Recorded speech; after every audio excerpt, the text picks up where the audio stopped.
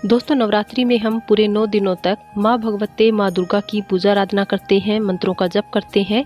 और आज नवरात्रि का अंतिम दिन है, माँ सिद्धिदात्री की पूजा का दिन है, जो कि संपूर्ण फल प्रदान करने वाला दिन माना जाता है।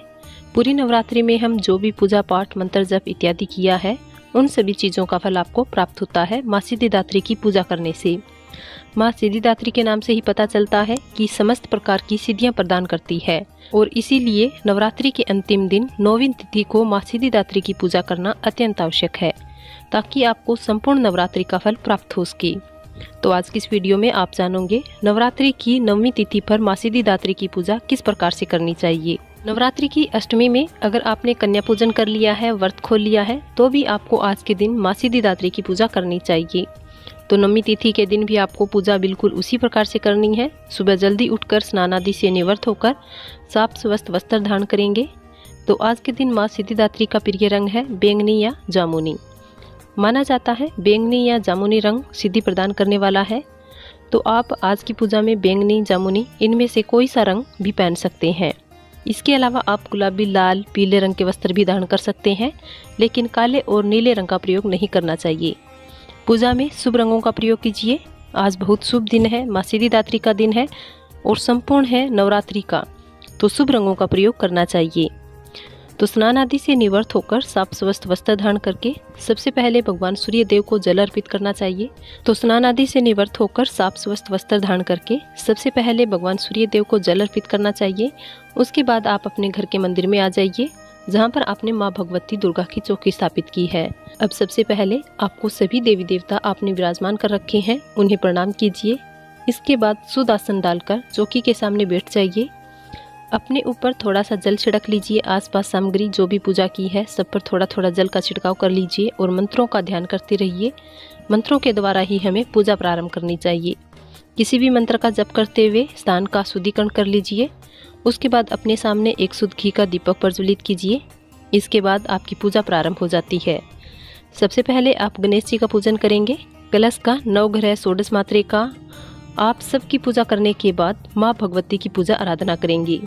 जैसे कि आपने नवग्रह मंडल स्थापित किया है, षोडश मात्रे का स्थापित किया है, तो इन सब की पूजा आपको पंचोपचार विधि से धूप, दीप, नैवेद्य, अक्षत, पुष्प इत्यादि चीजें अर्पित करके करना है। इसके बाद माँ सिद्धिदात्री की पूजा करनी है। माँ सिद्धिदात्री का ध्यान करने के लिए अपने दाहिने हाथ में अक्षत और जल और पुष्प ले लीजिए और माँ सिद्धिदात्री का ध्यान कीजिए। माँ सिद्धिदात्री का स्वरूप जान लेते हैं, जिसका आपको पूजा के समय ध्यान करना है। तो देखिए, माँ सिद्धिदात्री कमल पर विराजमान है। देवी सिद्धिदात्री की 4 भुजाएं हैं, जिसमें गधा, कमल, शंख और सुदर्शन चक्र विद्यमान है। मान्यता है कि दुर्गा की 9वीं शक्ति माँ सिद्धिदात्री की पूर्ण श्रद्धा से अगर आराधना की जाए तो अष्ट सिद्धियों की प्राप्ति की जा सकती है। 9 निधियों की प्राप्ति होती है, बुद्धि और विवेक की प्राप्ति होती है। गंधर्व, किन्नर, नाग, यक्ष, देवी देवता और मनुष्य सभी इनकी कृपा से सिद्धियों को प्राप्त करते हैं। इसलिए माँ को सिद्धिदात्री कहा जाता है। माँ सिद्धिदात्री अपने नाम के स्वरूप से ही अष्ट सिद्धियाँ प्रदान करने वाली मानी गई है। माँ सिद्धिदात्री के इसी स्वरूप को आपको सच्चे मन से ध्यान करना है।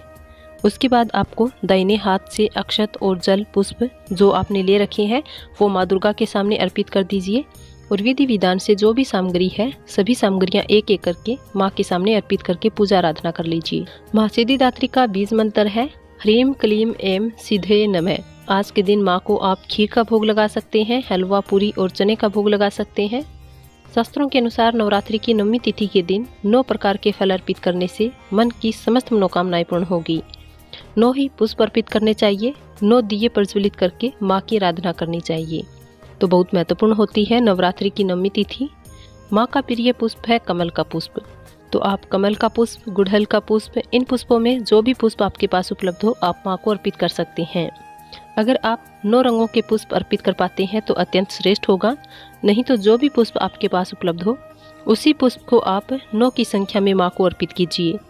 9 पुष्प माँ को अर्पित करके माँ से प्रार्थना कीजिए तो निश्चित ही आपकी मनोकामना जरूर पूर्ण होगी।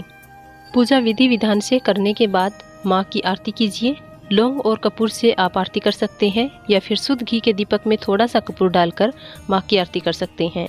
उसके बाद माँ से क्षमा प्रार्थना कर लीजिए। व्रत में आपसे किसी प्रकार की कोई भूल चूक हुई हो या नवरात्रि में हमने जो पूजा की है, प्रार्थना की है, मंत्र जप किया है, तो उसमें किसी प्रकार की कोई जाने अनजाने में हमसे गलती हुई है, परिवार से किसी प्रकार की कोई गलती हुई हो, तो माँ से उसके लिए क्षमा प्रार्थना कर लीजिए।